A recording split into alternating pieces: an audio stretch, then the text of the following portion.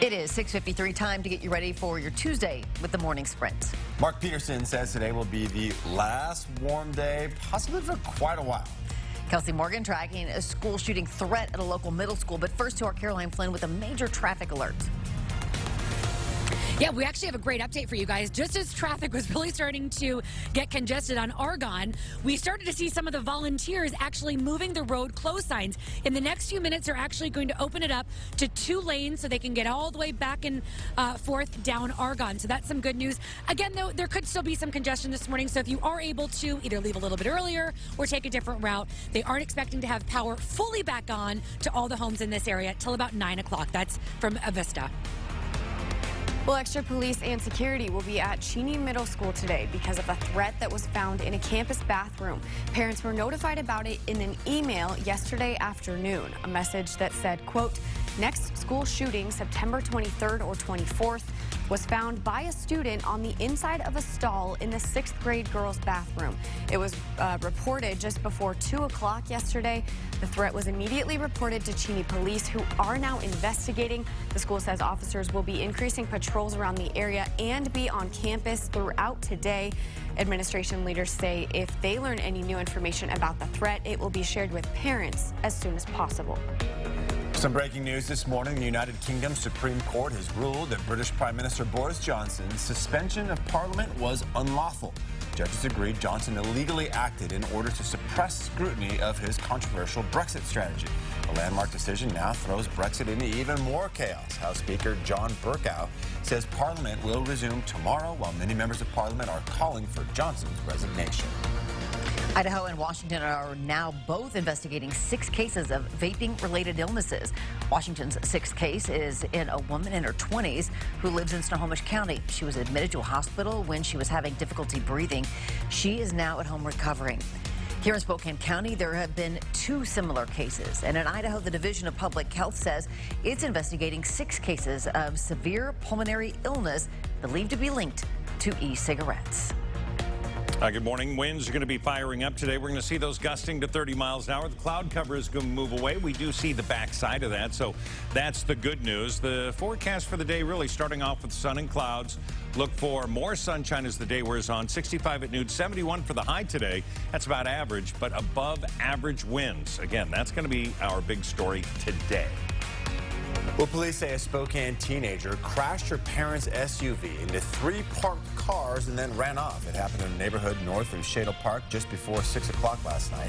This Volkswagen Jetta was hit so hard it slammed into 2 other vehicles. A real big thunderclap. That got us up, and we saw the cars moving down after that. Police say the girl and her friends took off running, but officers caught one of them. The friend identified the driver, then police called her parents. President Trump will be front and center at the United Nations this morning, delivering an address to the General Assembly. He's expected to focus on national sovereignty and the responsibility nations have for their own self-defense. Trump is also expected to bring up Iran. The U.S. continues to blame the country for a recent attack on Saudi oil facilities, though Iran denies that claim. Boeing will soon begin paying the families of those killed in 2 737 MAX crashes. The company pledged $100 million to the fund it says will address family and community needs of those affected. The families of 346 victims will get more than $144,000 each. Coming up next on Good Morning America, a U.S. soldier accused of plotting to attack the country he's supposed to protect. The 24-year-old allegedly discussed putting a vehicle full of explosives at a major news network. CNN was the major news network. The FBI has been investigating the soldier for more than a year. What finally led to his arrest? And first there was Jeopardy James, now there's Jeopardy Jason, now in the 3rd place on the game show's all-time winners list. This morning he's sharing some of his secrets. If you take a toilet paper roll, it has the feel and the look of the actual Jeopardy buzzer. The 42-year-old math teacher's impressive run is still going. Will he be able to catch up with the 2 Jeopardy legends ahead of him? Well, you have exactly 6 more weeks to decide who deserves your vote in the upcoming election. Today, you have a chance to hear from those local candidates directly in a forum at Spokane City Hall. It's being hosted by the League of Women Voters. It will kick off It starts at 3 this afternoon with mayoral candidates Ben Stuckert and Nadine Woodward. Then city council president candidates Breanne Baggs and Cindy Wendell will take center stage, followed by those in the running for other city council and school board positions. The forum is free and open to the public. Well, no matter who you decided to support, your vote won't matter unless you're registered. Today is National Voter Registration Day, which happens every 4th Tuesday in September.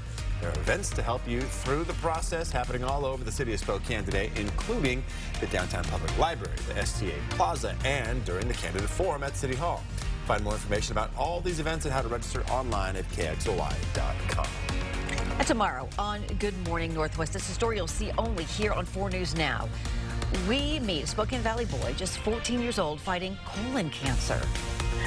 I just remember he looked at me and he said, am I gonna die?